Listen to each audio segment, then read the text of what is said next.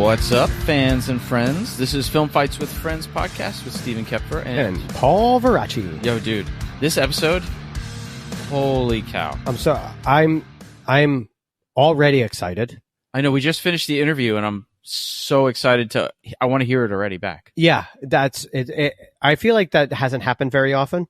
No. But I really did have such a good time. I think we had so much fun, and the amount of information that that was bestowed upon us for this episode of Shogun was pretty insane, and just makes you even appreciate more what into the entire series. Mm-hmm. Yeah, we're going to be talking about two productions. We're talking about Shogun Season 1, a little bit of Season 2, and we're talking about Protectors of the Land. So Lauro David Chartrand-Del Valle and Sharlene Royer are both on the show today. Lauro is the second unit director and stunt coordinator for Shogun. And Sharlene is the assistant stunt coordinator. And for Shogun, that is. And then she was an EP on Protectors of the Land. And Protectors of the Land was written, produced, and directed by Lauro. By Lauro, yeah. Yeah. And that's currently on Tubi. It was just released. So by the time you hear this this episode, it'll have been out for maybe like 2 months or so, but couldn't have two productions further apart in budget, in cultural relevance. Oh, absolutely. In the stylization of the types of fights, and both kick butt, I would say. Yeah. It's really good. I think you guys are going to really dig this interview. We got some great B-roll to drop in. If you're watching us on YouTube, we got some of the previses for the Shogun fights. So this is gonna be a great episode. What have you been up to, Paul? I've actually been kind of busy lately. I had a small little picture car gig. You know, I threw my car in for some picture car work. It's been a little slow. We had a friend, I'm not gonna blow anybody's name out of the water, help us out with that. Yeah. But then you got a real job. And then while I was on the picture car work, I got a phone call or I got a text, and I worked for Stephen Pope, and I did some driving work, which was great. So you got a driving job while you were on a picture car job. Yeah, it was kind of neat, but I didn't know I was going to be driving until the day. Yeah. And you know, funny how that happens. I'm always, always nervous. I was nervous. Don't get me wrong. Like I was sitting there, and I was then like, all right, I'm just going to sit in the passenger seat if I can. I'm not going to drive, whatever. Wrong. And then of course the PA comes up and he looks at the other guy. He goes, yep. He goes, you're definitely the passenger seat. I was like, all right, fuck it. I guess I'm driving. There you go. So, it was cool. We did some grid driving. We did lane changing. I had the camera car following me from behind, left, right, and the arm was over the car. I had to maintain speed. It was really cool. The Russian arm. Oh, well, now they call it the Ukraine. The Ukraine arm. But it was very, very simple, but I loved every second of it. It was your first driving gig, right? It was my first awesome. True driving gig. So yeah, I had a blast, and it was really cool. It's funny, when you're on set and you say rolling and then action, but when you're actually driving, you're actually fucking rolling. Oh, there you go. So I was kind of laughing when everyone said rolling. I'm giggling to myself. And then, when they call action and all the cars start to move, it's really great. And it's so precise. Mm-hmm. I love it. Driving a grid, it is legit like the fighter pilots who keep a formation and fly. I'm just a huge fan. I was nervous my first run. And then in my head, I was like, oh, this is like driving in New York, but someone's going to tell you exactly where the traffic's going to be. Yeah, I was going to say, it's easy. Like when I did that near miss on Bad Bunny and Caught Stealing, I was like, oh, well, at first I was nervous because I'm not a big time stunt driver. Right. But then I was like, well, I almost hit somebody every day driving around the city. You know what I mean? Mm-hmm. So it's like, if you drive in New York, it's good training. And what have you been up to there, fucking Rodney Dangerfield? Getting respect back to school.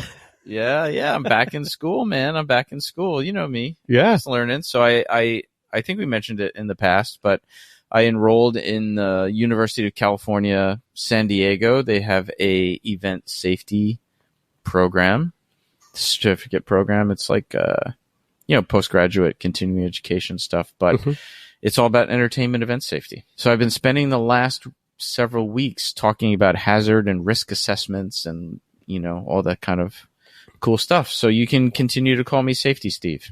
Well, by the time this episode drops, I will have finished my first class, but at the time we're recording this, I have my finals next week. So I am feeling pressured right now. You'll be fine, dude. You're a fucking nerd.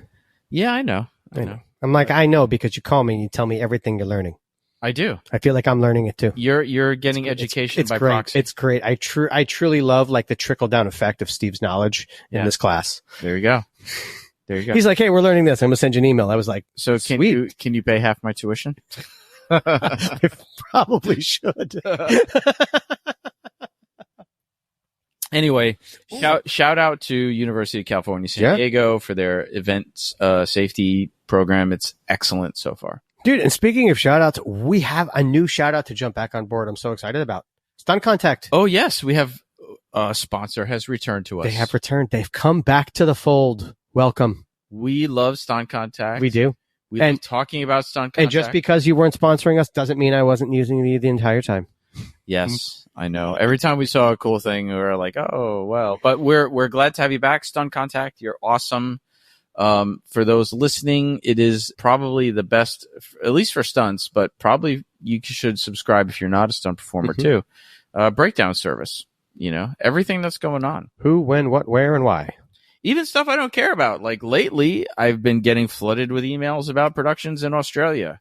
Like, I am not in Australia, but that's how deep their connections are. So I would say definitely check out Stunt Contact. And they also sponsor some great activities. They sponsor the like an education series for stunt performers and stuff like that. So great people, great service, worth the subscription. You can get a weekly or a daily email depending on what your subscription level is.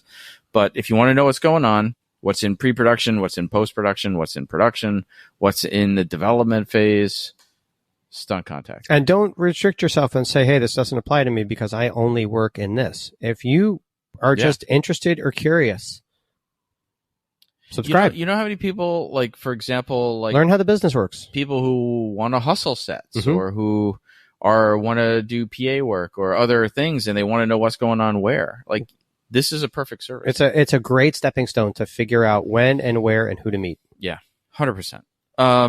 I will also say, Paul, that it's been a little bit since we gave shout outs to commenters, reviewers. Yes, I know. But we've got... Dude, I have a question. I'm just going to say it because I don't even know. I haven't even read it, but we can talk about Frankie today. We can talk about Frankie Bay. Is he on our fucking list? I haven't even read it. Yo, Frankie, you're not on the list today, but I will actually just say that you were just posting on one of our things like 2 days ago. Like, I didn't even have you on the list, but Frankie, we love you. We appreciate you, man. Probably our most engaged listener. You're the man, dude. Goes to Frankie Bay. Everybody else out there, if you want shout outs, like this is probably like the 4th episode we've shouted Frankie out. If you want shout outs like we give to Frankie, you just need to engage more. That's pretty much it. But we did get this amazing review and I will read it to you. Is this the funny one? Well, it could be funny. I think it's funny. Yeah. I have 2 reviews to read. This one was on Spotify. In a comment. You can't review us on Spotify, but you can leave comments. So this one was, this podcast is terrible, ! This is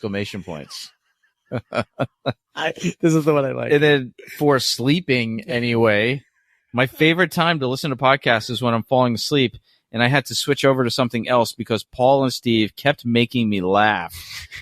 And it's way, in capitals, too informative to let my mind wander off. The worst podcast. What a great 5 review. of 5 stars. I love it. Keep listening. Thank you, Francesca. We love you. And then this one, oh my God, I'm going to have to look up his name, but let me read the insight because I forgot to write it down on my notes. But here's his review. He is a stunt performer here in New York. Ooh. I don't know him personally. On-set experience is usually the best teacher, but second best is hearing great stories and industry know-how from working professionals. I'm always trying to learn more to improve my own stunt work, and Film Fights with Friends is chock full of great insight, both of the hosts and their guests. even if you're not a stunt performer, this podcast will teach you a lot about the film industry. Oh, wow. That's awesome. And because I'm embarrassed, I did not do my due diligence regarding the note taking, but I exactly know who you are because we messaged on Instagram. I wrote to him. I said, "Yo, dude, is this you?" And it was him. And I'm going to tell you right now. But Paul, maybe you could keep talking while I'm looking. How about you tell about us? Oh my God! And our other greatest sponsor is us, Breakfall Studios. You sponsor ours. We sponsor ourselves. That sounds kind of dirty, but we do. So if you are ever interested in stunt training in general, training an actor coming here, you need space to rent out and you want to train your actors, come to Breakfall Studios. This is literally what we do here. That's right. And if your name happens to be John Francis McCullough, who wrote an awesome review for us, you can come rent this place too. He might even give you a discount because you gave us an awesome review.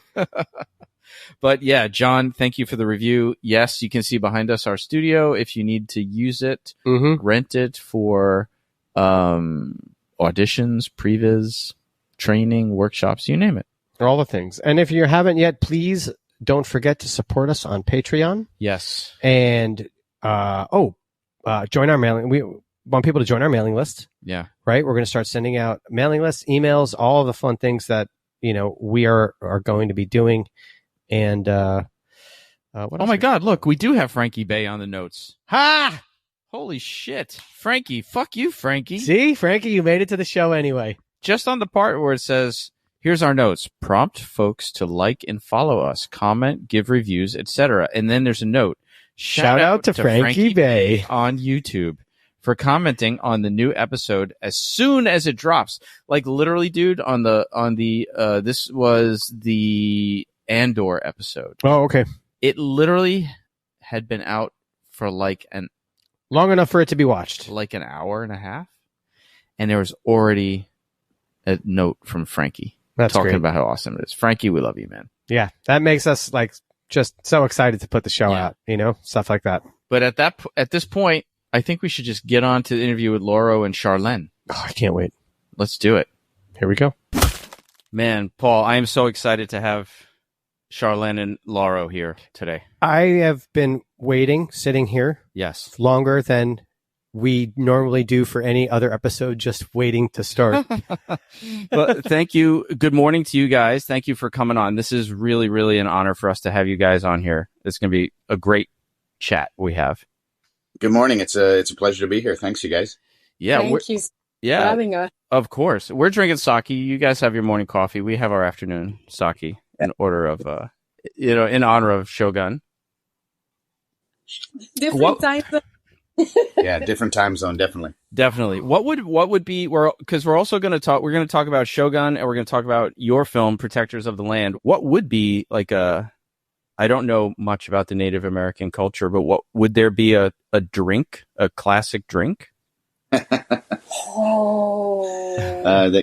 That movie, I don't know. We didn't portray any drinking really. I mean, they were drinking beer at the bar, but that was about it. So no, we don't want to do what they were doing in the movie. I actually spent my 21st birthday drinking at the Browning Indian Reservation in Montana.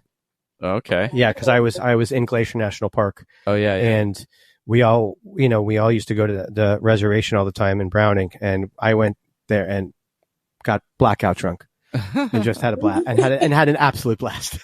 Did you have any visions like in the film? Probably. You did. Because I remember my friend told me my first shot of the night was wild turkey and my last shot of the night had to be wild turkey. Oh, there you go. Nope. No. You don't remember what the last shot was? No, I don't. It doesn't remember a lot in between either. Oh my gosh. So we're going to start the conversation with Mariko's Naginata fight, which is insane. We were just watching the previs. We watched them back to back, the previs and the final cut, before you guys got on. We usually start with how it's written, so we don't have it in front of us. But what's your recollection of when you first got the script for that fight? Well, that just blew me away. I knew we had something really special to work with. I got really excited about that episode. And the cool part about it was they just let us run with the ball as soon as we got the script. Obviously, we had a few meetings and discussed it a bit, but then they'd let us take our team out and get on the location and start to piece it together. And so the first iteration, the previs, is basically what comes from our vision out of what we read and what we felt we wanted to put together for it. And then we get with the director after that of the episode and the producers, and we start to crunch it down, add, delete, modify. It's more in tune with the show necessarily. But I think with that one, you'll see that we were all on the same page pretty much from the start as far as how that whole scene was going to play out. I think one thing you'll also notice is that we always tend to give them more, right? Because it's easier to delete than try and add as you get closer to filming, because then it becomes a bit of a panic situation. Oh no, we need more. We got to do this. We got to add that. So we tend to give them more and then just pull bits out and trim it down if we need to. Yeah. You know what? Every single stunt coordinator that we've ever interviewed on here says we give them way much more, but we know in our heads the pieces that we really want, and then when they need to cut stuff, it's like, oh yeah, let's cut this one that we were kind of expecting to cut. But you have a happy accident if you get everything, right? Yeah, exactly. And fortunately on Shogun, we had the time, the resources to do, pretty much everything. Right. So it was, you can see that it's pretty close to what came out in the show, actually. That was a fun one. It's a massive, you sent a picture of the whole cast and crew, everybody sitting together. I mean, it's a massive amount of people. And I know, Sharlène, you were stunt coordinating also, and then Lauro, you were second unit directing. Like, so how does that dynamic work? Like, are you changing hats back and forth, and then you also, I know you had coordinators or fight coordinators from Japan. I mean, this is a massive team that you had to manage. So he's my boss. So we do it right, and me, I step in when he cannot be at two places at the same time. Right. So I'm my background, and I'm also a stunt performer, and for many years. Of course, you doubled Halle Berry for like ever. Like her whole career. Yeah. Let's get something straight for the record. When she walks on set, I tell the guys, "Okay, here comes the boss." So you're. That picture is not the cast and crew. That is the stunt team for that particular episode. Mm-hmm. Oh, copy. Okay, because I saw two. Did you have? Because I saw two people that looked like in Mariko's. Okay. Yeah. We did have Anna Sawai in the photo. Come jump in. So she's the only other cast member. I mean, stunts are considered cast, but that's sure. All the fighters and doubles and stuff like that. Yeah. So that makes it even more massive when you add everybody else that has to be factored in on the day, right? How much time did you guys have to prep for this? Like from rehearsals to final shoot? 10 days episode shoot. So, well, we had basically 2 weeks solid, but there was also meetings and things prior to that. We were lucky because 109 was so busy. We also had all the ninja stuff, fights and things like that. We had so much to prepare for on that episode, but the previous episodes to that were slower and not as much action. So that gave us the time frame to actually rehearse and previs all those things in 109. So we really got lucky with the way the scripts panned out and things like that. My brain is going crazy just thinking about the logistics meeting for that episode and breaking all of this down and talking about it to all the different departments and getting everybody. Holy moly! You must. We were lucky from the start. Everybody was really on the same page and really understood what we were after. And Justin Marks and all the directors that came on, and Frederick Toy was the director of this episode. Right. Just very collaborative and really open to. And I worked on that movie, and they saw the work from there, Last Samurai, and they wanted to keep going down that path, Right. So we trained and we prevised in a very similar manner. But this is true that it was like a really busy episode, because you have like a lot of department who have to get in sync with this, like the costume, book the performers. Sometimes performers, get sick. You need to replace them. Oh, there's a location scout. So we had to be multiple of us all the time. So but yeah, we managed to that everybody was very collaborative. That's a word, right? Yes. So we managed to bring it from A to Z. So, and I would go to the office and see her pulling her hair out because it was COVID time, right? And so it was constantly causing crazy changes for us. And there was 3 shows going on here in Vancouver that needed Asian stunt performers. So there was us, Shogun, there was Airbender, and there was Kung Fu.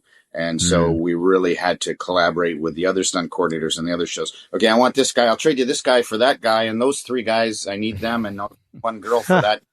Oh, we were constantly, on the phone. Like at some point, I remember one coordinator called me, said, "Hey, Sharlène, I'm calling everybody for Sunday. It will be faster if you give me the list of people you book, so I don't call them." Right. It's like stunt trafficking. Yeah. Well, it's funny. It's kind of a tangent, but somebody called me yesterday. A performer here in New York called me yesterday for my advice because he's on hold for a show that you auditioned for, and can't say what it is, but he's on hold for a show that's shooting here in New York, and then he's on hold for a day, and they're like, "Oh, there's going to be a rehearsal. We just don't know when it is." Right. So then for a day that could coincide with a potential rehearsal day, he got calls for 2 different shows. So he's got basically like a trifecta of possibilities. So as a coordinator, what's your opinion to the performers? Because he was like, how much do I say to each person asking me for that day? Like when I was on Ray Donovan, for example, I was literally on set when Blacklist called me for availability. We had a potential fight scene coming up during the same time, but luckily Doc Duhame, who was the coordinator, was there. He goes, "I'll check right now." And he was like, "I don't want you to lose a job, so take that." But what would your advice be to performers who are getting calls for the same day from multiple people? You want to speak to that since you end up booking the guy the majority of the time? Well, first of all, it's like I check the availability. And then I say, okay, pin this, because I don't say your book, pin this. And if you have something else coming up, let me know. And then if something comes up, if it benefits them better to go on the other one, I said, okay, go for it. If they're only going to miss a rehearsal with us, I said, don't worry, I have someone covering for you for the rehearsal, and then you can come on the day. But it all depends on what benefit them the most. I don't want to bone them, Sure. And also there's a lot of negotiation, because if it's my lead double, then I'm like, no, so that's the negotiation come down, depend on the priority of it.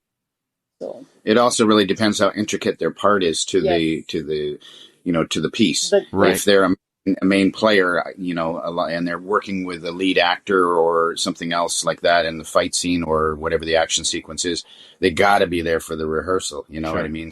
Sure. Right, like if the leader of the Shinobi couldn't have been there for rehearsal. Yeah. It would affect it, right? So then it's we're going to have to hire this guy because he was there for the week of rehearsal and you couldn't make it. Or if it's a one-day thing, it's not a big deal. And we try to be as fair as we can to our performers. And we've been performers for 30 years, so we know what it's like, and it never rains, it pours, and then it's dry, and so we try to be as fair as possible, but you got to make it work, I guess it depends well as how intricate is the stunts. If it's a very high octane stunts, it's like the person really needs to commit to it. But if it's I mean, that's what I told Jared. It's so funny because, as you know, it's been pretty slow. He's like, I haven't got a call like all year. And all of a sudden I've got 3 for the same week, It's like, it's crazy. Did you guys carry your 1Xs and 2Xs, or were they? Yeah. I was just going to say, I mean, we were fortunate enough on this show to be able to have our lead doubles on full time, so they were guaranteed. And so they were loyal to us, wouldn't go to other shows, even if they had days off, they were with us, so we needed that. That's awesome. That's really awesome. So how did you guys work together with do you speak Japanese? Were there translators on set? So many translators. and cultural liaisons and right. We were consultants. We were so looked after as far as really being accurate, with our authenticity of not only the fights and the action and stuff like that, which we had a lot of conversations, a lot of meetings. I mean, when it came down to how they moved, how they walked, it became a big thing leading up to fight, ending fights, in the middle of fights. I mean, with Anna's character, and she helped us a lot because, they were so adamant that she couldn't take wide stances. She couldn't run fast because they walked in a kind of a shuffle, and I kept saying, when your life depended on it and you're in the middle of a battle, you're going to do what it takes to stay alive. And they said, they pushed it to the point where it's like, no, you would be so ashamed of moving improperly because of the that you would rather kill yourself than take a wide stance or potentially open your kimono to wide view. I mean, so it was a fine line to walk for sure, and we have no several pun meetings. intended. Exactly. See what you did there? But yeah, the translators were so important because a lot of the actors especially came from Japan, and so we had them with us all the time when we were rehearsing, when we were pre-visiting, when we were out on location, when we were filming, all the time. But just a sidebar. Do you remember the movie Lost in Translation? Of course. Bill Murray. Right? So they talk for 5 minutes and then the translation is 2 words. We had a little bit of that too. Yeah. I've coached in Japan before, and I understand when I'm talking to my friends over there, it seems like they're giving me a whole paragraph, and then it turns up to be like one sentence. Like, what did he say? Wait, is that all you said? Don't do that. Yep. Exactly. But you just spoke to me for half an hour. Yeah, exactly. But regarding the walking, I mean, that was like, for myself, I studied some kendo, and that was one of the biggest challenges for me was the walk. It was keeping my steps inside the perimeters of my hakama, at least until I, made an attack. It was so challenging, Oh yeah. And Anna dealt with that so much. The men obviously not so much, but right. Yeah. I've got to mention 3 real special guys that we brought on the show. Sure. 2 of them had worked with me before on The Last Samurai. So Kenji Sato and Nobuyuki Obakani. We brought them from Japan. So they had come Japan to New Zealand with us on The Last Samurai and brought them over here to Vancouver for this show. So they were very instrumental in a lot of the fight choreography with this show. And also Kenji's English is quite good. So he helped translate a lot. Nobuyuki, pretty straight Japanese.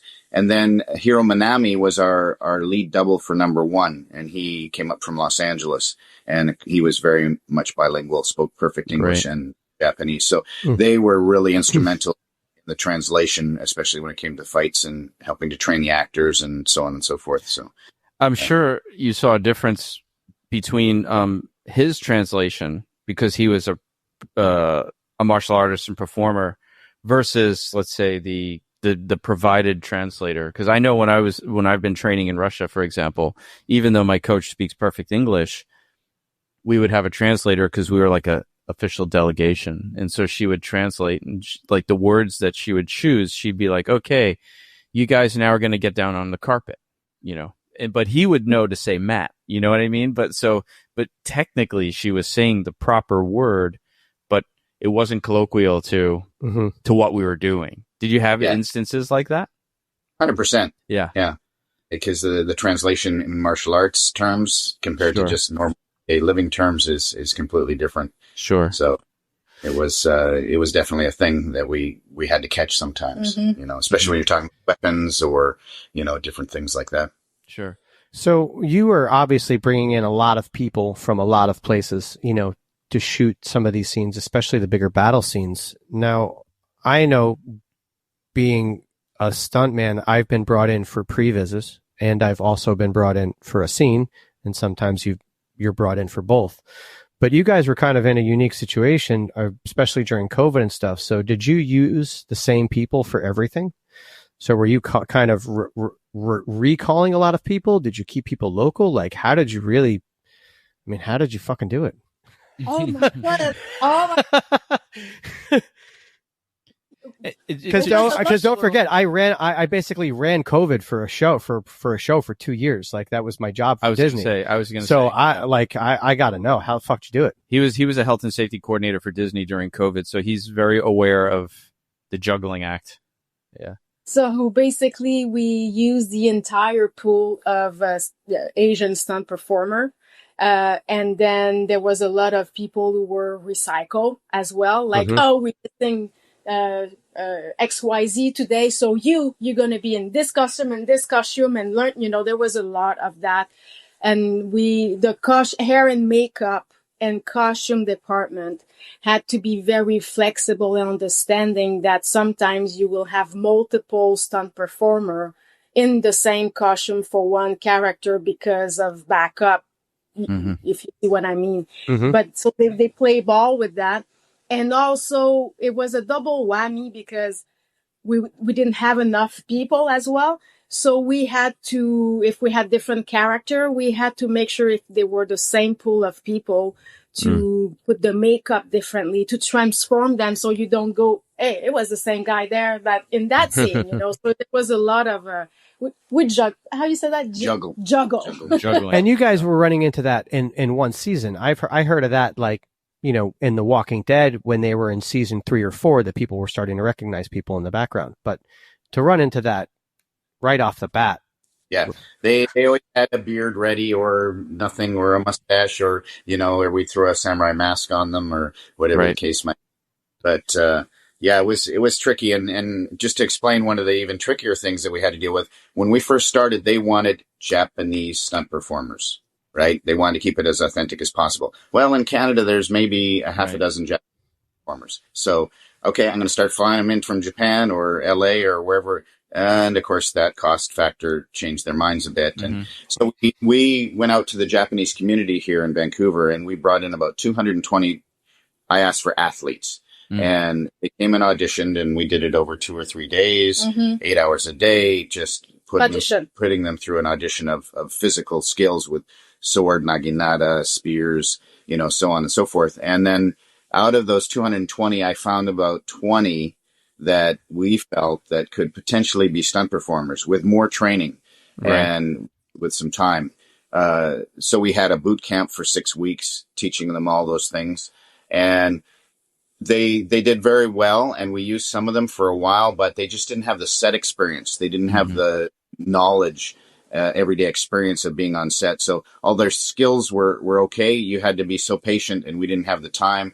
So then we had subsequent meetings with production, and they said, okay, you can open it up to any Asian ethnicity, Korean, Chinese, Vietnamese, whatever it might be. But you have to stay in the Asian realm of things. And so we have a huge stunt community here with a lot of great Asian stunt performers. So we're able to bring all our past performers in, which saved us. It really saved us. And there's one day that was pretty amazing because we had every possible A-lister stunt performer ever, the stunt coordinator from this show, from the guy from, the Ninja Turtle, your coworker. It was amazing that day to see all those guys in the same spot. You're just wow, what just happened here? That's so it awesome. Was amazing. Yeah. Yeah, I did notice looking through the IMDb that not all of the stunt performers' names are Japanese. There were other Asian nationalities. But even Darlene Pineda, is that who was in the previs that you sent us for this fight? Yes. She was Anna Sawai's stunt double. Yeah, and she's Filipino. Right. She was great in the previs. Yeah, she's great. She was a dead ringer for Anna as well. Yeah, and they really hit it off together. I mean, Anna did 99.9% of everything. Yeah. Darlene was always there to set it up and help show her the choreography. You actually started training for Anna back in Japan with Nobu, and then she was there, she brought the bar very high, even for for Darlene. Yeah. So I have a kind of a weird question, but maybe not. There's been so much, the film industry has changed so much between The Last Samurai and Shogun. But both movies had huge, giant battle scenes. What was the biggest difference between shooting a battle scene back then to shooting a battle scene now, especially during COVID? Like when you had a lot of restrictions on what you could bring in and what you could do. Well, when I worked with Nick Powell on The Last Samurai, we had a stunt team of 90 guys, and multiple, we call them background performers, but these guys were still fighters, right? So I trained so many of them, 850, I think we had out in the field. And it was just, the scope was so much bigger on The Last Samurai, and we used so many more people, where on Shogun, and they were just starting on The Last Samurai to do duplication and plate shots and multiplications. So, we had almost 1,000 people out on the field, and we would multiply it into 10,000 soldiers. You know what I mean? And with Shogun, the technology is so much better. The CG is so much better that we would have 40, I think, was where we maxed out. And, they would turn it into, 4,000 or 10,000. When we would read the script and read 10,000 samurai come over the hill, it's like, holy shit, where are we going to find all those guys? But, So did they also like layer change the background, put them back in different places and kind of layer it that way? Or did they just have one group and then CGI the rest? Well, they would use them. They would pepper them in all over the place. And then, and then talking to Michael, they did a lot of just their own CG as well. So it was a combination of that. Awesome. I mean, that battle scene was amazing. The cannon scene. Oh, that was such a great little videos you sent us right before we started. Steve and I were loving it. Yeah, that was so cool. I especially got super excited when I read 104 and that sequence came up, and I was like, because I've been wanting to recreate from Rambo. I guess it was number 5. He has a 50 cal and he's just cutting people. Right. And so I pulled that off YouTube, and I went to Justin Marks and said, "Is that what you want right there? Right? We want to do that." And he's like, "Hell yeah, let's do that." Because awesome. I could see that thing. For the audience, we're talking about the big battle scene and the cannons hitting and the cannons are like they're loaded with chains and stuff, and just everyone getting pulled and blown in different directions from the cannons. It's horrible. Yeah, it was called Chain Shot, and it was something that Cosmo's character Blackthorn, they would use at sea, and they'd shoot chain shot at another ship, and it would cut the mast. Take the masts. And knock them down, and then they couldn't sail and run away or whatever, or even come at them. So he decided to use that for battle in the field, and you could take out multiple guys with this chain just flying in and taking out horses and everything. So yeah, we got to do that. It was really cool. Pirates were awesome. Oh yeah. But the ratchets looked like so much fun. I was like jealous of those guys. That looked like so much fun. Oh yeah. Well, and the pick points from all the different places was really cool. Like the back and the knee or the hip or that made the pulls really epic, and everyone just kind of went different. How much did you work with the VFX people on that? Because they must have been thinking like, well, legs are going to come off here, heads are going to come off here. How much did you work with them to kind of choreograph all that stuff? A lot, really. Michael was awesome to work with on that, and he was just following my lead on, where I wanted to tear an arm off, and, so I picked somebody in the shoulder or pick him on the thigh, and even high on the neck for a headshot. And then he said, we'll just tie a pink ribbon around wherever you feel the chain is hitting and cutting that thing off, and we'll keep an eye on that, and you pick them wherever you want. And then we went back over it after we started doing the choreography of the pulls. Mm-hmm. So we would start with, one at a time and just get everybody their own individual pulls, and then start to put them together in 3, 5, and eventually 9. And then I said we talking to the director, they wanted basically 2 groups of guys. And so if the first shot went and these guys got hit, these guys would panic and start to run. So then I had to start doing some moving ratchets and have cross each other and watch that the lines didn't get them hung up, and so on and so forth. So it was a lot of fun to put together, and Michael came out, our special effects supervisor, and he kind of oversaw, and we talk about how it was going to work for him. And you had horses on top of it inside of that sequence. So animals, ratchet, and also we had for your prior question, is like we had the rehearsal with guys, and then 2 of them couldn't come back, so I had to replace them on the day. So one of them never done ratchet, he did it, and then the other one, his father came and stepped in for his son. So that was And what's your advice to the guy who's never been on a wire? Just exhale and go for the ride. No, well, I heard the story. We had a little powwow about it because we needed like a performer. So I ended up going on Instagram, looking at my guys, martial arts friends, and then who's that? And I look at them and they're pretty physical. So we had them audition oh my God, we had them audition into a basement underground parking, with our 3 lead, choreographer to test them. It's like, don't tell anyone. I know it sounds weird, but we have to meet over there, Anyways, we had to do this. It's almost like advice and other things, what I'm not going to mention, but it's just like, just relax, take a deep breath and let it happen. Just let it. Yeah. Well, we were down underground parking garage, 6 levels down. So we told these guys, come down there. This is where we're going to be training for the day.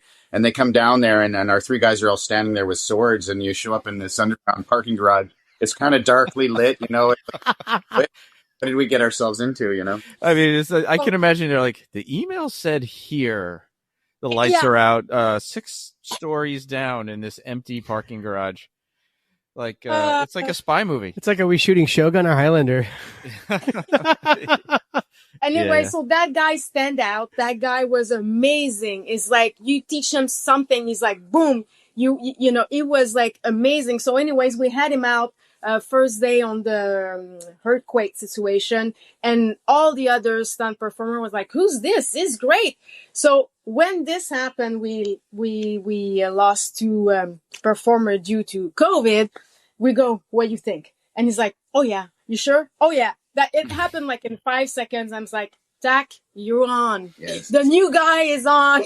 His name is Taki, and we were constantly hazing him a bit, breaking him in and stuff like that. And so I gave him the most straightforward ratchet that he could have. I mean, it was a good hard hitting, but it was so muddy and so slippery, they just skipped off of anyway, sort of thing. And then we wanted a close up of one of them just face first into a puddle, right? And the puddles were made from horse hooves and other substances that ended up in the water. Yeah. So let's put the new guy's face into the water, sort of thing, with the close-ups. He was getting constant jobs like that, and he had a big smile after each rehearsal. So there you go. You went, hey, Tak, you just ruined the shot, and he felt so, but it was a joke, because he was happy. We knew we had a good performance. Stop smiling. Well, he was. Steve says to me when we spar and he punches me in the face. Yeah. Like, what are you smiling for, asshole? But you know what? It's like he's living the dream, man. How could you do anything but smile? Mm-hmm. Exactly. Yeah. And to talk about the horse stuff in that sequence a little bit. We had one guy getting bucked off, so we had a bucking horse there, and then Hiro Minami did a great rear off for us, and it was really cool because he just did a traditional rear up, horse straight up and down, came out the back door off the back of the horse, but Michael made it so that he got hit as he was at his peak, and then just tore the upper part of his body off, and then the bottom half off the horse. So it looked amazing. So for those who just a rear up is basically like old school Zorro, the Lone Ranger, coming up on the back 2 of the horse, and then he falls off the back of the horse. So just give visualization for those who aren't understanding the terms of what's going on. And also, just for those listening, remember, we're linking this stuff in the show notes. Mm-hmm. So go hit pause, go watch the fights, and then come back. Yeah, for sure. Yeah, and I mean, that was great timing on Hiro's part because it was a panning shot. We were panning the chain shot coming in, so he had to rear the horse as the camera got to him. So it was a real timing nightmare, and the horse performed great, which is not always the case, when you're working with animals. And then the big one was Nobuyuki did a horse fall for us, so that means taking the horse down. So we brought in a specially trained horse, and when you pull on the rein, the horse's head will turn and he'll basically lay down. So this horse was trained to do it off of a rear. And it's really, really tough to do a horse fall nowadays because of the Humane Society and all that. So the horse has to be trained specifically, and you have to prove that you're not hurting the horse. So you have to build a special bed for them to fall on that's cushioned, that's soft. And this horse would do 2 rears. It would do a half rear and then a full rear, and then it would turn its head and crash down on its shoulder. And they said, okay, well, it took me 2 months, just negotiations and paperwork and talking with them and showing them videos and us training the horse and so on and so forth. And finally said, okay, you can do it, but no rearing. Well, the horse to rear before it does the fall. That's what he's used to. So to try to stop the horse from rearing and get him to fall was a whole nother training sequence of 2 weeks. Oh, my. And then finally we got that happening. But it was so rainy and so muddy and so many people on set, the horse got nervous and just reverted back to its original training. So it ended up doing it, and it looked great. But, they had to come in and walk the horse and check the horse and make sure the horse is okay. Talk to the horse. You okay? You doing okay now? Can you got another one in you? And of course the horse answered them. Yeah. Yeah. But that's what we all do. We all regress to the mean, right? Under stress, we go back to like our base training. Absolutely. Which is what the horse did. Yeah. Because your head's not there. Your body just does what it's trained to do. Yeah. So my question is, the person on the horse, legs, horse, 1,000 pounds. It's how do you get him? How do you get him out of the way? Yeah, as your horse is peaking and starting to tip, you lift that underleg out of there and get it up by the neck so that you don't catch it underneath. That's awesome. Can you just do that again for us? For those listening, if you're on Apple Podcasts right now, go to the YouTube. So Lauro, you were second unit director, but we know that you're a director and you have your own film out now on Tubi called Protectors of the Land. And in a way, it is also about another. I mean, I'm sure cultural sensitivity was super important for this film as it was for Shogun, right? Except now we're in the Native American culture. Tell us a little bit about where this movie came from for you. Well, I have indigenous blood, but from a much more southern area of Mexico. So my deep background is Aztec. So I have a little niche in me that wants to write for that as well. And so anyway, it was born out of that. And I got reading an article about the drug cartel taking over the drug trade in Alaska. And this was something real that I was reading up online. And basically they got busted. They were taping drugs to women, flying them from Texas and Arizona and lower southern states, because you're not crossing a border, you're flying into another state. So they didn't get checked or anything. And accidentally, a dog sniffed one of them out, and then they started watching every single woman or a woman traveling alone coming into Alaska, and they caught a lot of them. So they had to change up their game. Now, what that game ended up being, I don't know, but I just ran with the ball from there. And I thought, okay, if I was the cartel and I was trying to get drugs into Alaska, they're obviously getting a lot of drugs into Canada. So I would try and go across that border from the Yukon into Alaska, because you cannot watch that whole border through that immense wilderness up there. So that's where the story started. And then I ran with the ball from there. And I wanted a strong indigenous component of them taking back their land, basically, that was being decimated by the drug trade. And also, you're really involved in the community because you did the I Am program. So that's a thing you've been doing all of your life, even in Saskatchewan or over here, train the youth, into the business. So, tell us about that program. What program is that? Well, a few years back, prior to making this film, a good friend of mine, Bruce Crawford, and I put together a program we called I Am, Indigenous Action Artist Mentorship Program. And really, in our stunt community, it's really hard to find indigenous performers. So we have a real need for that, especially with a lot of the films that are being done now. And way back in the day, when you did a Western, they just would paint the white guys and have them fall off a horse and stuff like that. So, or even in the 90s, I mean, you could name the top 5, Wes Studi, Green, you had him in your movie. Oh, Graham Greene. Graham Greene. They're the I don't want to say cliche as a, and make it sound racist, but they were the go-to people. But they were the go-to, Native American actors. And it's so nice that when you see, I feel like now you're starting to see a lot more of that and a lot more of those familiar faces instead of just those 5. I mean, we had Nathaniel Arcand, Martin Sensmere is big, Michael Gray Eyes. There's a lot now working. Tanaya Beatty. Yeah, and Tanaya was with us. But I mean, not so long ago, their stunt doubles were always, Caucasian people and things like that. So we're trying to help make that change by bringing Indigenous stunt performers into the business. So we started out a training program for them and a mentorship program. And so now, like one of the guys we got, Pat Alec, he's just working all the time. He's flying here, he's flying there, he's going all over the place, and he's working nonstop. Awesome. I mean, if you have a website, be sure to send it to us. We'll put it in the show notes. Yeah. So that was a big thing with this show, and we wanted to keep true to that. And we had some of our IAMP students come on the show and help out for sure. That's awesome. So, since you've literally just went into this small little aspect, it makes me say the next thing I want to say is that I watched this movie and there are so many little things like this that have such great backstories, that it should be fleshed out into a series. The drug trade is such a great story. And then obviously the town is a great story.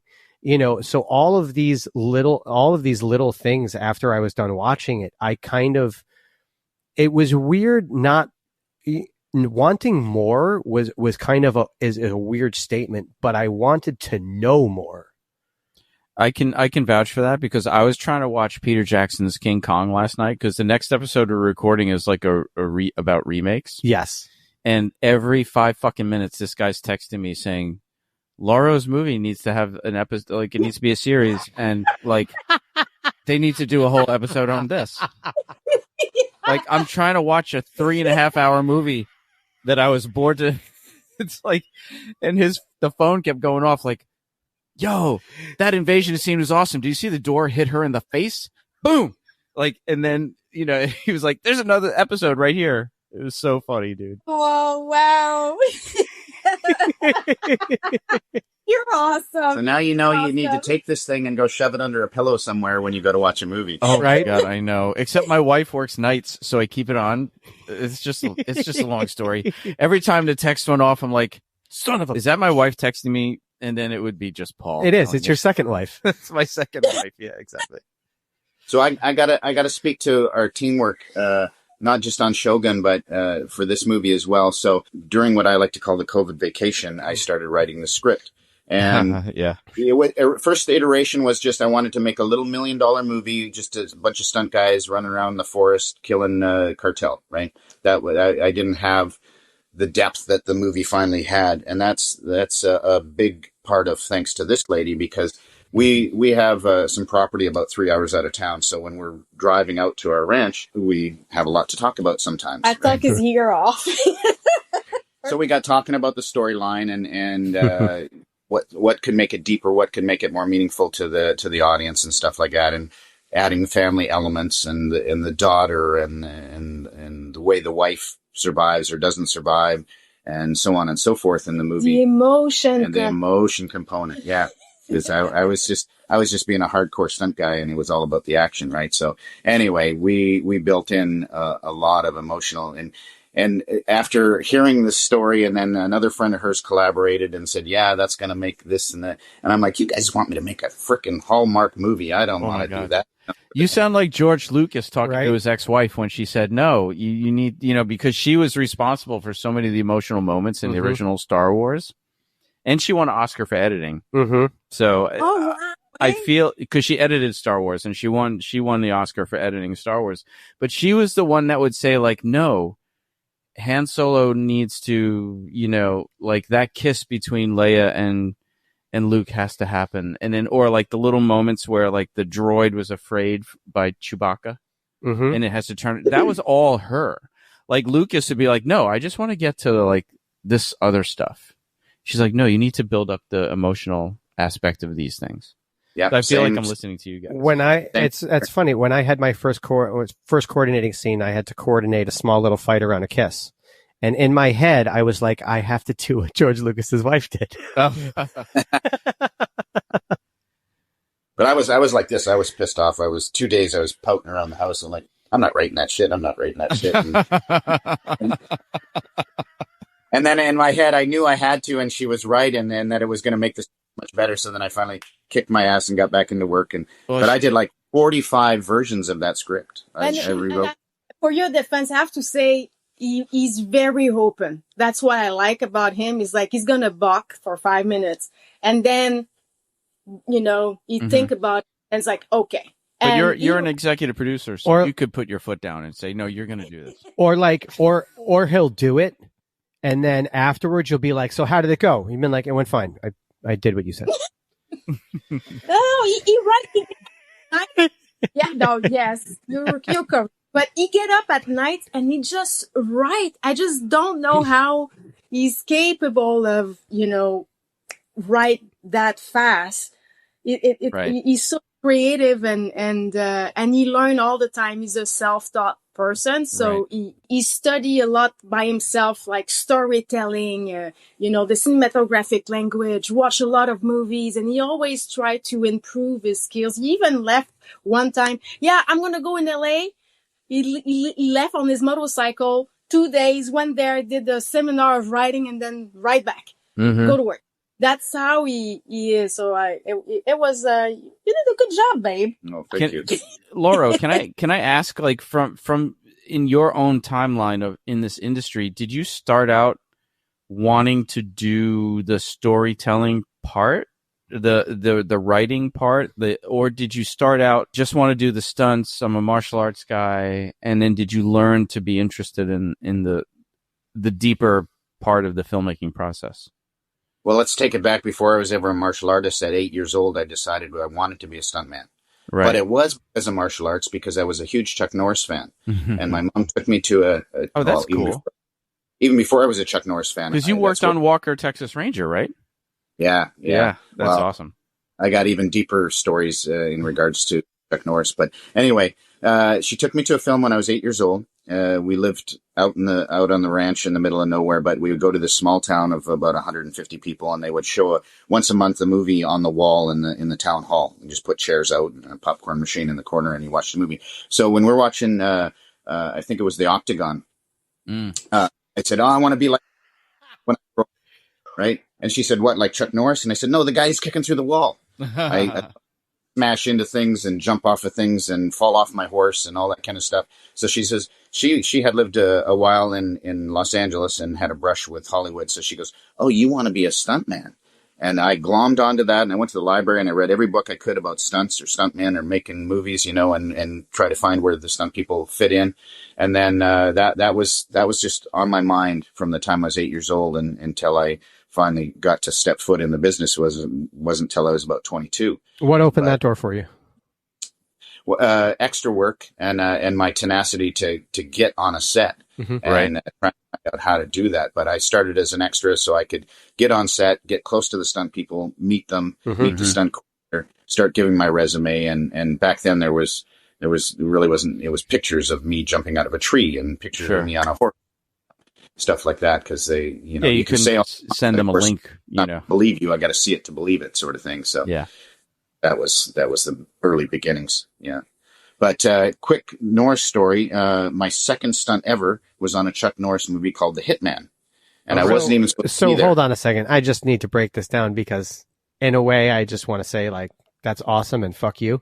So your hero was Chuck Norris, and you wanted to get into stunts for Chuck Norris, and your fucking second job, you worked with Chuck Norris. Big accident. Big accident. Awesome. Fuck you. Keep telling your story. No, you know what? Accidents only result if the preparation is there. It's absolutely that's amazing. Yeah. Well, this is a chain of events that you couldn't even wish for.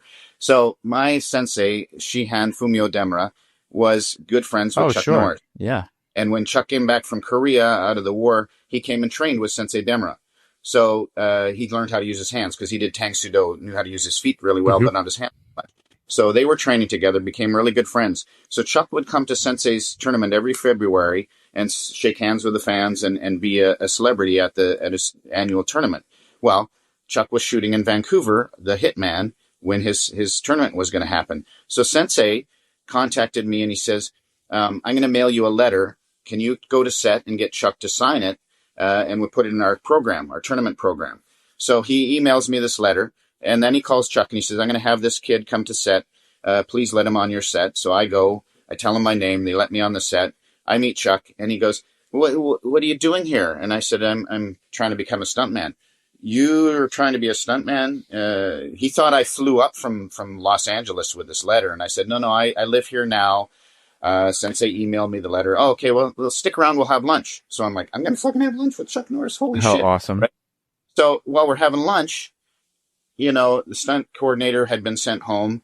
The armor had been sent home because there was supposed to be no stunts. But he says, we're gonna think something up for you. We're gonna make something up. You're gonna do a stunt. And I'm like, what the hell is this even happening? Right? It's just blowing my mind. What the fuck? So there was a guy in a scene. His name was Bruno Jerus. He was an actor in the movie. And I kind of looked like him. I had a beard and crazy long hair at the time. So they said, we can make you look like Bruno. So Bruno was supposed to be killed by Chuck Norris. And Chuck Norris can't do it because he's his best friend. Like, the guy had been gutted and tortured. So they were going to put him out of his misery in the scene. And he hands the gun to Al Waxman, another actor, and he's supposed to do it for him, right? Sort of thing. So that was going to be it for the scene. But they said, let's have this kid do the funky chicken after he gets shot and fall off the table. And there's your stunt, right? Easy for the kid. It's his first stunt. So let's do this, right? So that was all going good, and we rehearsed it and stuff. Then the director wanted more flash coming out of the gun. Well, how do you get more flash? And he's screaming at the props guys, hurry up, give me more flash. And they're panicking. They go back to the props. How do you get more flash? Gunpowder. Okay. Pack it up. So they pour gunpowder down the story? barrel. This is the story. I think it is. Yeah. Yeah. They pour gunpowder down the barrel on top of a full load blank, and they bring it back to set. Now, this is a 9mm repeating pistol, right? So the restrictor screwed in the barrel. So your barrel's that big, it makes it that much smaller. So that you get and for those of you that don't know, he's basically talking about something that looks like a thick ring that goes down the middle of the barrel. Yes. Okay. Yes. Yeah, so that's thread. It's screwed in there super tight. Mm-hmm. Well, one of two things was going to happen. Either the gun is going to blow up in the actor's face, or what really happened was it stripped the threads on that restrictor and blew it out like a bullet. So wow. I was laying on the table and it felt like somebody hit me with a hot sledgehammer in the side, and it just knocked the wind out of me like crazy. My diaphragm had been paralyzed. And so they cut and they're like, what's wrong with this kid? He's just being a pussy because he's a new guy and he can't take a hit, or they thought it was a piece of wadding or something. Right. Then the first aid person comes over and she's trying to give me oxygen, and then she looks and there's a little hole the size of a pea in my side. And it wasn't even bleeding. It was just a little flap of skin. Yep. But the way I couldn't breathe and the way I was struggling, she said, we better call an ambulance. And it took 45 minutes to get the ambulance there. By then I'm throwing blood, so they knew shit was wrong. Rushed me to the hospital, took an x-ray. They saw something in my liver over on the other side. So they took me in, cut me open, and tried to fix everything from my left side all the way across to my right side. So it ricocheted. It was like a 22 bouncing around inside of you, basically. Well, it went across. Yeah. Right, from this side through my stomach intestine and stopped in my liver. And the doctor said, wow, were you ever lucky? I said, well, I don't feel so lucky. And he goes, you got two main veins in your liver, and that thing stopped right between them. He said, if it had severed one of those, you'd have bled to death long before you got to the hospital. Oh, my God. Anyway, long story short, 2 weeks in the hospital, 3 operations, 4 months of recovery, and then I was back to stunts. I was about to say, I'm like, what did Chuck Norris say? You're in the family now. You're going to work on every Chuck Norris movie here till the end of time. Oh my God. But that's an insane story because it's an insane story. No, well, one, because it's not known by people, right? And I'm just listening to you tell the story. This was also this was way before Brandon Lee. A few years before. 2 years before. 2 years before. Just if memory serves me correctly, and I know they went over it when in the Safe Sense documentary a little bit. It was spoken about. But wasn't it and also like a wadding, like something that was stuck in that pistol as well for him? A real bullet. So here's the story. They had one pistol. It was like a revolver, like a 6-shooter. Right. And they needed to do some second unit shots. That big 357 when he was on the bed. Yeah. So they took the gun to second, and they were doing close-ups of putting bullets in there. But the props guys didn't have any dummy rounds. Now, a dummy round is a casing with a bullet in it, but there's no gunpowder in there. And they put a little ball bearing in there. You can shake it. Here. Yeah. Safe, right? So they didn't have those. So the props guy grabs some real live bullets out of his trunk, and he goes, we'll take the bullet head out, pour out the gunpowder, crimp it, and put it back in. So, okay, they thought that was safe. They did them, and then they actually pulled the trigger. Well, there's still a primer in that casing, and it was to put one of those loose bullet heads halfway down the barrel, popped it in. All of a sudden, they get a call on the radio. We need the gun back on main unit. We're doing the scene now. So they rushed that gun back to main unit. And it was the bullet head. There was a bullet head lodged down the barrel. Now they put full load blanks in it. And they give it to the actor and say, don't point at Brandon, point off to the left or the right. But he was freaking out. He was screaming, bang, bang, bang, bang. And he ended up shooting right through the grocery bag that Brandon was using, and the bullet went in. And I got a call that night at 2 a.m. from a friend on set, said, same thing happened to Brandon as you. He's on his way to the hospital. And I said, he's going to be fine. He's going to be fine. He's in great shape. He's young, he's going to recover like I did, But it hit that artery. His went straight in, lodged against his spine, and he bled to death before they could get it out. And to this day, we still don't require ambulance. It's kind of crazy because that is, without such detail, the story that I basically heard was that, there was a loading scene that wasn't in the movie, and then a tip of the bullet fell out. Yeah. And that was the short version of it, but I never, holy shit. So I'm sure you are extremely now more oriented toward set safety when it comes to firearms or just any scenes, I'm sure. 100%.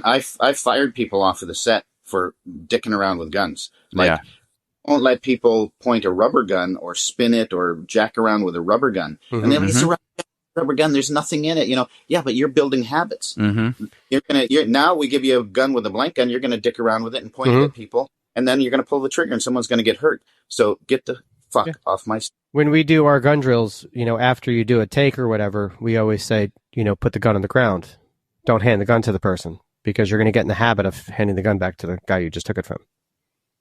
So it's just like it's just habit building. Like, don't build bad habits. We all know it. You know what it is? This is a big tangent, the safety tangent, but it's like, just like training, you do what you train to do, right? So if you horseplay with rubber guns, you will treat real guns poorly, improperly. Yeah, I've seen it way too often, and I want to happen on my set. After the Rust incident, there, in the U.S. anyway, right? We have OSHA, and then they realized, we have no national standard for. They don't have a national standard for many things. There's no national standard for set medics, first of all, which is crazy, and then there's no national standard for weapons on set, not just firearms, any weapons on set. And so long story short, I'm on the work group, the national work group for writing the new national standard for weapons on set, which will be available for public review, which you should comment on in about 2.5 weeks, and I will absolutely send you the link. Perfect. Yeah, it's crazy. Because we have and the sad thing with any standard that's written, even if this is going to become the standard for OSHA investigations or whatever, they're still voluntary.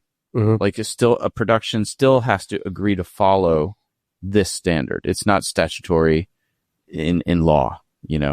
It's crazy. It is crazy, especially since people have died. That's the ridiculous part. Yeah. And we're just making movies. No one should even get hurt, let alone die. Exactly. Speaking of getting hurt, though. When you say, it just you saying we're just making movies just made a light bulb go off. It's, yes, we're just making movies. Why do you even need to think about using a real gun? Well, that's a whole nother discussion that I can tell you. Because Rust is, I'm like, why are you even thinking or considering using an actual live? Well, if you want to, technically blanks are live. Well, but if you wanted to live firing, live ammunition. Yeah, blanks are live. They have a They have gunpowder primer. There's no projectile. There's no bullet. But in general, why would they allow any type of a weapon on set that can be used offset to actually shoot? So I can tell you in terms of the new draft national standard that's being, because this covers theater and recorded and television and film. Yeah.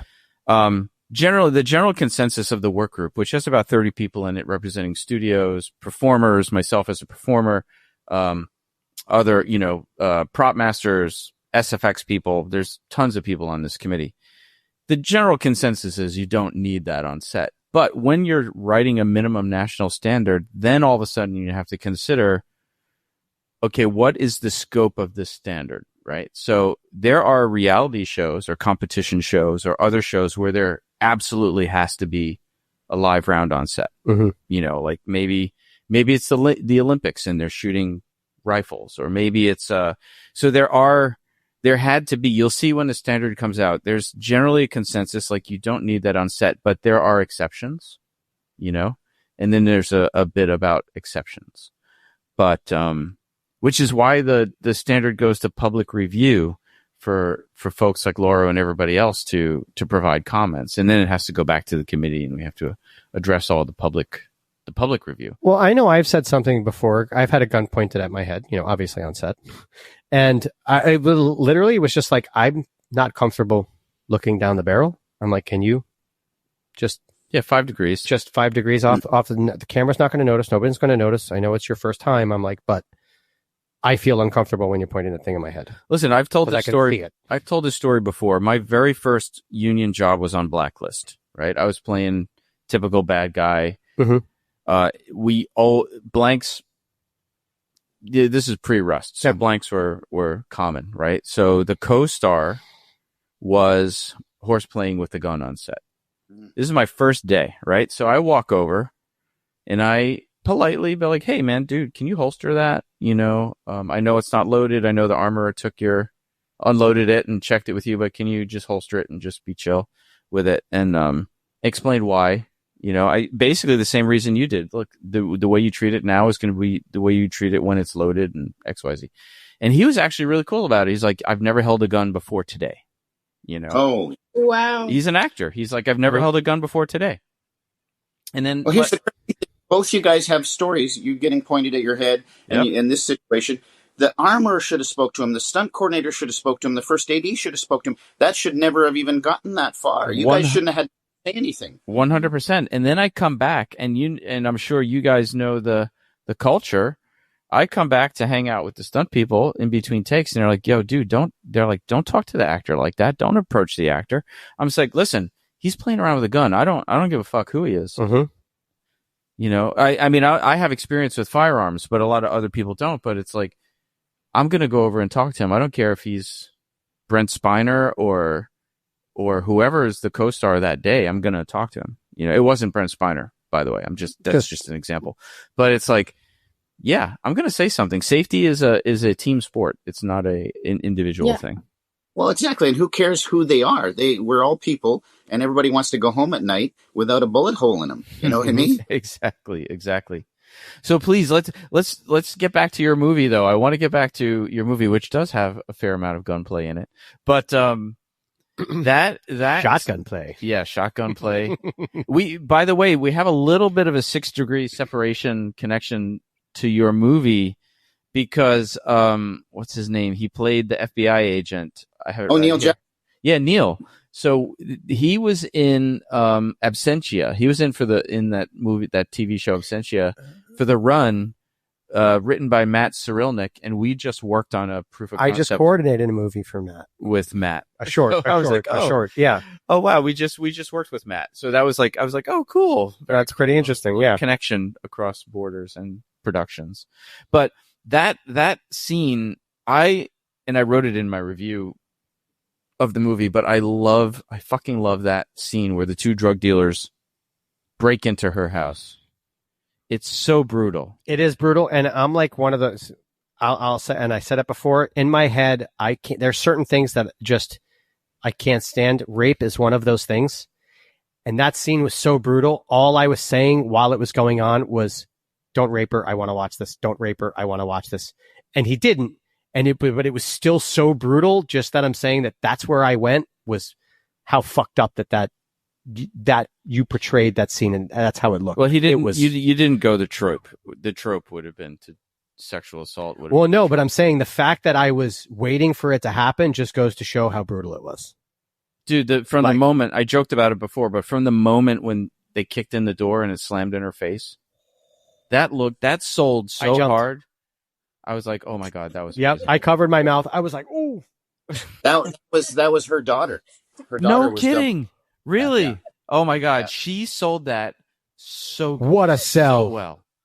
Yeah. I was like, that might have been one of those takes where where you actually get hit. I was like, was that hand to head to face? Because that looked great. I hate that when anybody does a sell and hits their head on a stairwell or a wall or something. I no way. That's a wrestling thing. This is right. That's just react 6 inches before you get there. That's just great artwork. Yeah. Yeah. It was amazing. It was just so brutal. So Sharlene Royer, her daughter, was Tanaya's stunt double, and she did the door and the fight and the table and everything. Yeah. And the camera was in the perfect spot because it sold so great. Look, I even have it in our notes, and I didn't even notice the last name. Oh my God. It's like when I was like fucking 35 and I found out that Simon Rhee and Philip Rhee were brothers from Best of the Best. And I was like, that's why that fight looks so awesome, because they were beating the shit out of each other their whole lives. Yeah. So did your daughter, it's a little pivot, but nice transition. Did your daughter, she obviously grew up in the industry, so did she always want to do this, or how did she end up there? Oh my God. Well, first off, it's like I had her when I was 19 years old. So I was a single mom raising 2 daughters. And I was in the industry. So every set, I was bringing kids with me. So everybody in the industry know my daughters. And she grew up, watching me doing this. One went, nah, I don't want to do this. The other one's like, I want to do this. So we're like this, sometimes we don't talk to each other and we end up dressing the same. It's like we're pretty similar. And when I decided, you just wrote the outline for a fucking movie.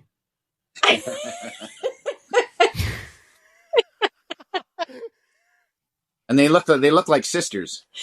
And when I retired, from performing and I went into the chair of stunt coordinating and assisting him, I was still receiving phone calls like, hey, Char, do you want to? I'm like, no, I can't, but I know someone who can. Who looks like me. So, and then it kind of pick up and so that's, sure. And our kids are all in the industry. It's really funny. And then Halle called her to double her on Moonfall, yep. And she said, "Oh, but Ganelle could do it." So she went and took it over from her mom. Oh, I mean, that's like we've started saying, it's not who you know, but who knows you when you're not in the room. Your mom. Yeah, that's totally awesome. So this was obviously an indie film. You said it was about $1 million budget or so. Like, how much? No, you want it to be. Okay. Wait a second. Hold on. You didn't even get $1 million for that budget? Yeah, because I know movies that have been like $10 million that were giant pieces of shit that didn't even compare to that. Yeah, 2.5 US is what we were able to cobble together. Yeah, with the tax put it in when you calculate that, and you made that. That's great. 14 days. We shot it in 14 days. 14 days. Wow. We don't advise anyone to do so. We end up doing it so because we didn't have any choice for some reason that happened. Bad luck during the pre-production. So it's like we were either not make it happen or making it happen, and we both survival mode. We make it happen. So he was doing like 68, setup a day average per day. And this is not someone who knows how production goes. It's like the average normally when you shoot a movie, it's way less than that. Usually 40 is a big day. It's a big day. Right? It's usually the mid-20s to mid-30s setups, but we were doing 68, 70 sometimes and stuff like that. But, so anyways, he managed to have everything down in the can, but it took you a lot of organization and planification, and So yeah, I was some other investors, and I put my own skin in the game, and they matched it, so we got enough for basically half the budget, and the other half came from tax credits. Oh wow. That kind of led into my next question, though, about prep time for that fight. So was this a show up on the day and kind of rehearse it on the day and shoot it, or no? We had one day where we put it together. So I brought the actors, and my daughter, and we rehearsed that, and then Lauro stepped in and said, "No, tweak this, tweak that," and we show him something, and then Lauro bring it to there. So they learned that, and then on the day that was, we literally had an hour to shoot all that. So it's like wow. The guy who the brother, I don't know if we have him on or I don't know his name. Patrick Roca. Man, he was just phenomenal. Intense. He was so intense. I don't know if that is just like who he is as a person, and like when you call cut, he's just like butterflies and rainbows. But wow, he's a sweetheart. I love that. I love hearing that. He came in for ADR, and he was like, "Oh my god!" He felt so bad because he saw himself on the screen. I'm such a horrible person. He felt bad what he did in the movie, and he was saying sorry to Ganel each time he had his because it was a. I had to play an attacker and like a rapey guy my first time, and I kept doing the same thing. After every scene, I'm like, "I'm so sorry," and they're like, "No, it's okay." And then they were just like, they're like, "You can do more, you can grope me more, you can do that." Like, I'm comfortable, and I'm like, I'm not fucking comfortable. Yeah. But you have a story about Patrick. You want to say that? A story about Patrick? Yeah, how we cast him. Come on. Remind me. Okay, so I'm thinking. Come on, you're the boss. We already know you're the boss. So basically, Lauro is known in town, and then for that role, we're not gonna name the person, but he gave the part to a actor friend, right? And then at some point we receive self-tape, and we sat down and watched the audition of Patrick. And I went, oh my God, it was so intense. It was so the character. I could not even finish to watch his audition. She walked away. I walked away. I'm like, this is. I almost wanted to shut it off in the scene because I thought he was going to rape her. I was like, I'm going to turn this off. I know where this is going. Like, that's how intense and it was all because of him. And I went, babe, you are in shit right now because you need to call your friend and say sorry. And, because you need to give the part to the best one, especially when you do an indie film. It's like, it's not about our friend. It's about the best person for the job. Steve and I talk about that in coordinating all the time. I'm so sorry to cut you off. Rewrite it. But we always say that, like, your friends get these these jobs and whatever. And if you truly respect your friend and you truly respect what he's doing, you may not get that phone call. Because deep down, you should know you're not the best guy for the job. Mm-hmm. And he's doing what he's supposed to do, which is casting the best person for the job. Sure. Yeah. Yeah, exactly. And, I know a lot of actors from all the years I've been in the business, and some are really good friends, and they're really good actors. So in the past, I've just like, okay, I'm going to use that person. You're coming in. You're going to play this role for me if you would, please. And so I had been talking to this other guy and I'm to wait to work for you, Lash. And then next thing you know, we saw this audition, and I had to call him and go, look, man, I'm sorry, but this guy blew anything and everything out of the water that I've ever seen. So I gotta go with this guy. And then, so I tried to make it short, but my guy here is colorblind. So every redhead woman, you see their hair green. So he's like, Ugh. So my first thing. So you're like living in a Star Trek universe. It's like the green lady. So I was like, no discrimination, babe. You have to see everybody for this role. Redhead, babe. It's not about you. It's about the best. Anyways, it's a running gag. Just running gag, bust his balls. So in the breakdown of the Trish character, when I sent the breakdown out to casting, I said, I want a girl that's like Teeter on Yellowstone or Ruth on Ozark, or a mix of those two, right? That was Teeter on Yellowstone. You got it. Yeah. And Ruth from Ozark, Ruth you know that character? Yeah, Ruth on Ozark. Awesome. Anyway, this girl comes. And hold on. So you audition a bunch of girls, and it's like, it's going to be this one. I'm like, no. You need to watch every self-tape, because I've been an actress before, and I want to make sure that everybody that is on tape gets seen. You watch it all. Okay. So the tape comes on, and she is a redhead. It's like, no. I'm like, you watch that thing.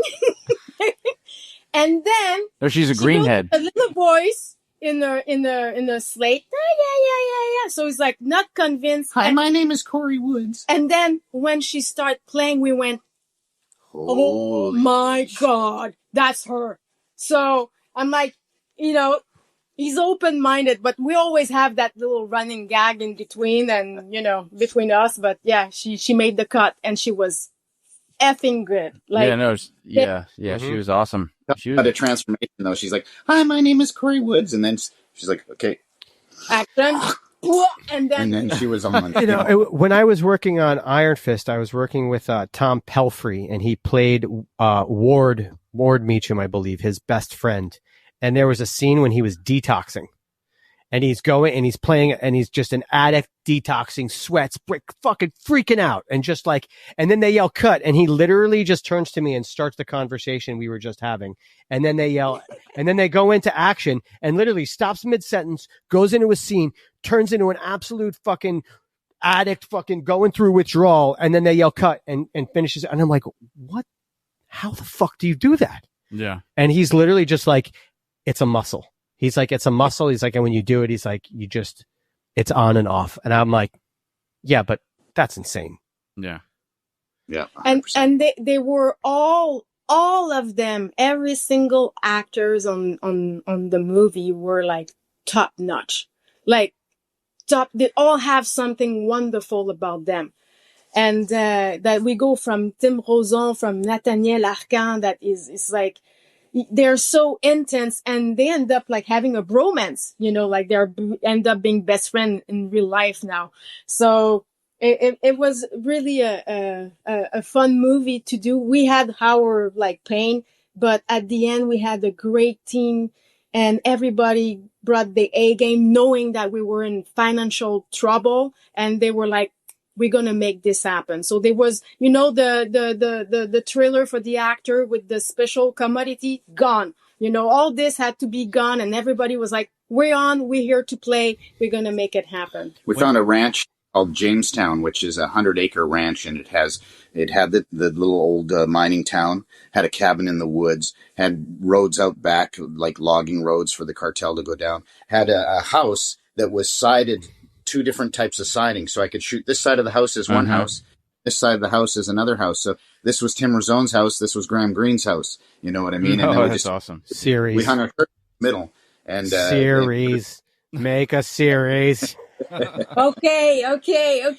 And a quick shout out to Stevie Salas, who gave us our theme song, Forgive and Remember. And he was saying, you should get Graham Greene for this movie. And I go, I tried, but I can't get him. He goes, oh, he's my best friend. And he got us Graham Greene for a day. I mean, that guy's legendary. Legendary. I mean, I remember when I saw this, I was like, it made me a little, so my mom's going through some stuff right now, but I used to watch I'm going to get upset. I used to watch Northern Exposure with my mom, like, every day. And I remember him from that. So awesome. Yeah. But isn't that the power of what we do? The power of storytelling is like, it just brings you back to, everything. It's amazing. But Stevie came out with Graham. He came to the set, and he was our cultural producer, consultant, right? And then Graham brought his A game. The guy, as you saw in the movie, is like, the tears are flowing and everything's going. Well, does he have any other game? I mean, since the beginning, he's been awesome. we were a little nothing movie, and I didn't know what he was gonna bring, and we had him for one day, so I needed some more shots. And Stevie says, "Let me talk to Graham." And Graham comes up and he goes, "You let me kill one of those cartel motherfuckers, and I'll give you another day for free." That's awesome. So we put a outfit on him and had him kill. That's awesome. Killing and stuff like that, and they says, "As long as you get me on a plane before 5 a.m, I'm all yours." Wait, what outfit did you put him? Did you put him in the bear? He was in the bear outfit? No, he had it's similar, but it's a wolf shapeshifter. Oh, so he's a double wolf head on him. Oh, nice. Send you a picture. Yeah, the costumes were awesome. The costumes were way cool. Oh my God, Val Halverson, our costume designer, she worked on all those costumes for a year. She was on Stargate, right? Yeah, and I mean, we had trouble with the taxidermists, and this, we said we need to build heads, and they sent them as rugs, and then we had to retool them. And, no. They sent them as rugs. So yeah, that's crazy. But you should have seen her apartment. She was so gracious. She did all the fittings at her apartment because we couldn't afford a studio or an office even at that time. Right. And so some people were going there. She had skins hanging, all feathers everywhere, and different material. Her place just turned into a costume house, and she worked so hard putting those together. No, it was not about money anymore. It was about because we have to make this happen, and she's very passionate about what she does. So that's the thing. You got to find passionate people to on your passion projects. But is Stevie Salas? Stevie Salas is one of the top 50 best guitarists in the world. And he's indigenous, and he's the one who produced the documentary, The Indian That Rocked the World, Rumble. So he's the one who did this, and he ended up being on the cover of the Rolling Stone. He's a super nice cat. I really love Stevie. Easygoing, generous. It's like, and if it wasn't for him, I don't know if it would have Graham. So no, not at all. He's a very nice person. So that tune so stuck in your head. Dun, dun, dun, dun, dun, dun, dun, dun. So if you're listening, Protectors of the Land on Tubi right now. Yes. Got to check it out. Go check it out. It's free. There's no reason you shouldn't. Yeah, exactly. No. Go watch it.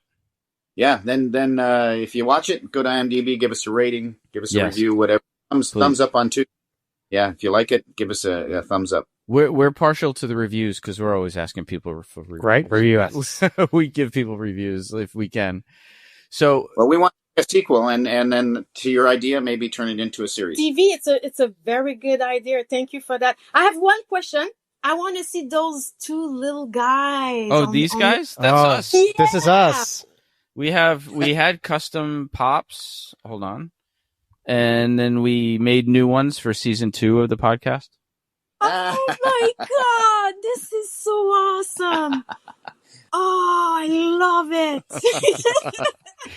Yeah, man. And then we always try to decorate the table with stuff that's appropriate for the guest and the show. Oh my, this is my little.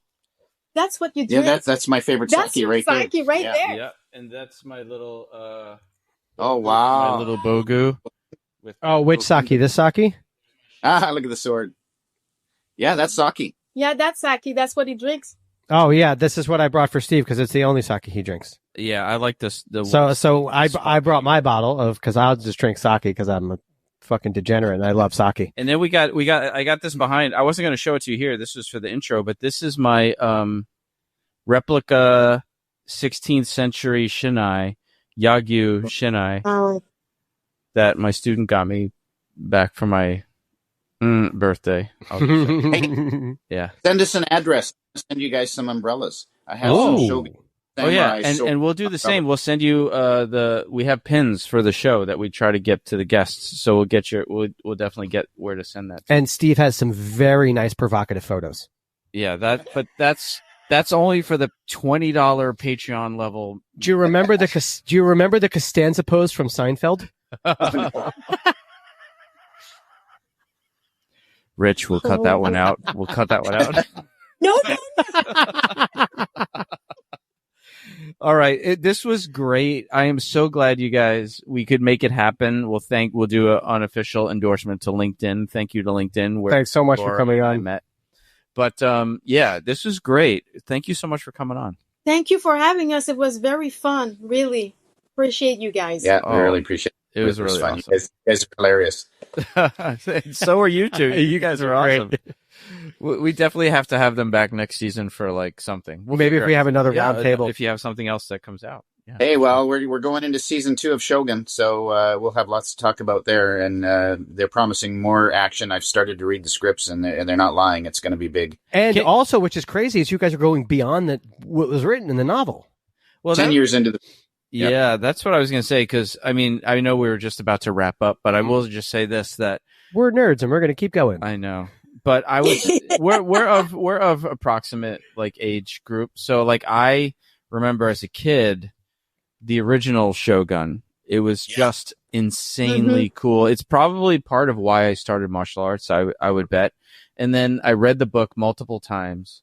There must be such pressure when you get hit up to do this iconic story again. You know what? I think there's going to be more pressure this season in my feelings. We didn't know what we were getting into necessarily, or how good it was going to turn out, or you know what I mean. But it's just surpassed the original by so far, and all the awards that now the bar is up here. Right now, you have to redeliver. Yeah. And of the book, right? So and now no book. Now we're going on history and authenticity. So the A game has to turn into the A+ game for sure. Well, good luck. May the force be with you. Yeah, totally looking forward to it. May the chi be with you. Yeah, weird. All right, man. Thank you so much, and I'll see you on the internets. All right. Thanks, you guys. Thank you. Cool. Tubi. Protectors of the land. Film Fights with Friends is produced by Stephen Kepfer, Paul Veracci, Press Record Studios, and Breakfall Studios. This episode was engineered by Matthew Kaplowitz. This show is powered by our supporters at Patreon and is a registered trademark of Film Fights with Friends, LLC. Original theme by Aru Luster.